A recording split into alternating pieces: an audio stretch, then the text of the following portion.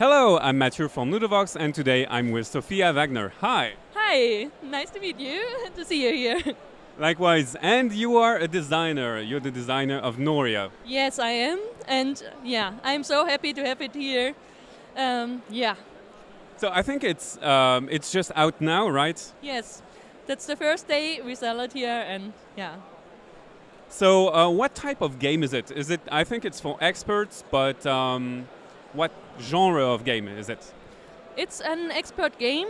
It's a genre of kind of steampunkish flying islands, and yeah, it's strategic, and you also can play it tactical, or you get deeper in it and play it like really strategic.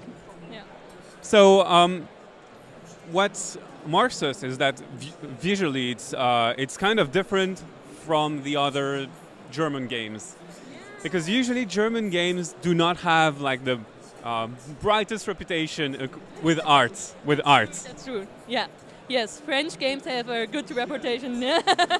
That's true. But Noria, I'm so happy that I really like how it looks, and it's illustrated by Michael Menze, and Clemens Franz did the graphic elements. So I find it really beautiful. Yeah. It's quite appealing. Yeah. So, what are the finest mechanics of the game? What do we try to achieve? What do we do? So, what we try to achieve, we all want to invest into the future of Noria, and that we do by investing in 4 different passes.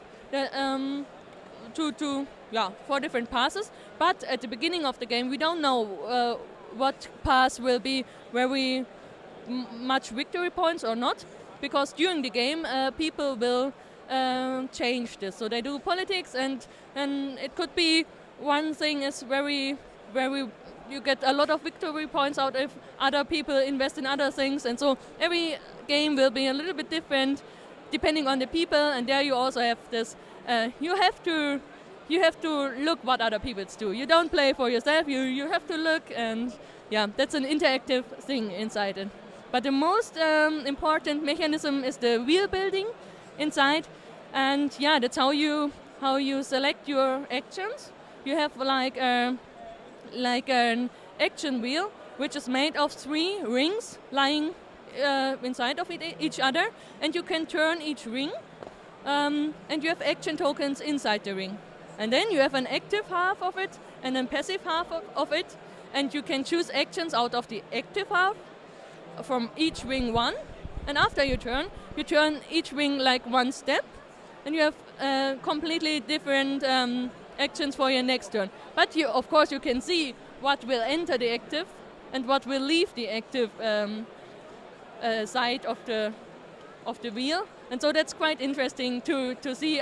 This is coming, this is leaving, so I have these opportunities. So you can look a little bit in the future, and of course you can change things. So you can remove action tokens out of the wheel, you can get new ones in, you can make some actions better by turning them around, and yeah, you can manipulate how the wheel is moving. So I guess that it gave the name to the game Noria because of the Noria wheel. I guess so. And it was a little bit different. I was searching for a name that has no meaning, and we found Noria because in Germany it has no meaning. But of course I looked it up and I find this wheel, and it was like fitting perfectly because yeah. what drove you to build this game? Is it the wheel mechanic, or did you have the idea of the theme and the atmosphere? What came first? In this case, it really was the wheel mechanic. I was designing other prototypes with like these wheels, like these rings, one in each other. But then I thought about the wheel where you put action tokens in it and where they are all moving and something like this. And I find this really so exciting that I made the game around of this wheel. Is it your first game, or did you build other games? It is the first game published. I did build other games, and I have other games at other publishers. They now have to decide if they want to publish it or not. So we will see if in future, I hope there will be other games. Will you center around this kind of mechanic, or do you try to explore different genres of games? Actually, I do really different games. No games for children, but I do a lot of different games. So also party games, also short games, also family games, and expert games. So yeah. The game design world and board gaming world is quite male dominated. What's your opinion about that? Yes, it is. It's hard to say why it is in this way. I mean, in children games, you have a lot of female designers, but at expert games, there's really few. And I find it sad, of course, because I would like to have more female designers, also to get in contact with them and maybe build something together.